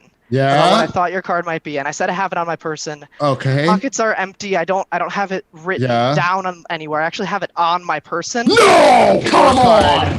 What? No! The ace of spades right there. No! No! No! So I need a young priest and an old priest. No! God, mother. Oh, man. I'm sorry. I don't know if you knew. No, you're good, that when man. black You're people watch magic, that's how we respond. I love it. An energetic audience is just the best thing ever, man. I love it. I miss that so much. I don't get to do magic very often because I don't see people anymore. Bro, I'm going to send you some of my favorite black people respond to magic. It's like the funniest thing in the world because it is a lot of like, what? And like people running off like across the street and whatnot. I saw you just retreat to the Death Star over there at one point. Like, wow. Claps up for Robert Parker. That was phenomenal. I saw we got a couple of people wanting to talk about the trick. What happened? We got a couple more super chats in. Yeah. Both of them from Mukbang Reviews. Okay. Winston, I know you've heard a million times this season, but you truly are a great manager. You inspire your team, and your enthusiasm is contagious. I still like Koi, but you are manager of the year. I appreciate that. I really, really do, man. We're working hard, and my biggest thing at the end of the day, would it be super dope to win manager of the year? Of course it would. I mean, add to that Schmodown resume. It'd be dope to, I did put a lot of work into the season, but I don't really care about that. I care about my people being great. And I currently care about final exam doing well in the teams tournament. I care about Chandru and Ace retaining and taking a belt. And I even those people that saw the pay-per-view, you even saw, like, I didn't get a lot of time with Josh over the season, but even that connection with Josh on that, like, I just want my people to do well. So whatever it takes out of me to get them to that spot, that's where my heart is in doing that. So I appreciate that a lot, man. All right. And then Mukbang Reviews donated another $5 and said, here's a few more bucks for the magic trick. The spider is fantastic. That is phenomenal. Thank you, Mukbang. Thank you so much. Thank you to everybody that donated. That's all of our Super Chats and Streamlabs, correct? Yes, it is. Awesome. So that means it's time to wrap up the show. I want to give, go ahead and hit that music, Dwain. I want to give a huge, huge thank you to my brand new engineer, Dwain Burke, for coming in and doing the damn thing. I want to give a huge thank you for that magic trick and amazing conversation with Mr. Robert Parker, the Spider. I want to give a huge thank you to all of you that watched, that hit the like button, that stayed through the whole show, that donated, that sent in a question, that rode with us. You are the reason why I'm doing the show. I have so much fun being able to geek out with y'all every single Monday. So please come back every single week. We're here 4 p.m. Pacific. I am currently working on my guests for next week. I should hopefully have an answer from them this evening, maybe tomorrow. We will see. But stay tuned to my Twitter. I can tell you what's going on there. And with that, as we mentioned before, backstage, all my movies coming up next, the Schmodown matches, SCN Live Monday through Friday, all of that stuff. Please be sure to check out all of the shows on the SN Network. You can follow me at the Swaggy Blurred. Check out Blurreds in the Hood tomorrow, all that stuff. Robert Parker again, I believe you said it's at RBRTPRKR98, or you can just search my name because you'll probably find it that way too. There it is. So be sure to follow both of us, know what we're going on and all that. And with that, y'all, I got nothing but love for you. We'll see you later. Deuces. Thank you.